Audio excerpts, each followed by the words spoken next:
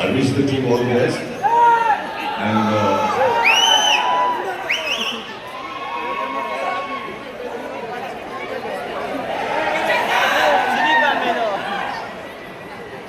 ಖಂಡಿತ ಫೋಟೋನ ತಗೊಳ್ಬೋದು ಸ್ವಲ್ಪ ಹೊತ್ತಲ್ಲಿ. ಏನೋ ಬಂದ್ಬಿಟ್ಟಿದ್ದಾರೆ ಬಿಡಿ ಪಾಪ ಅವ್ರಿಗೆ.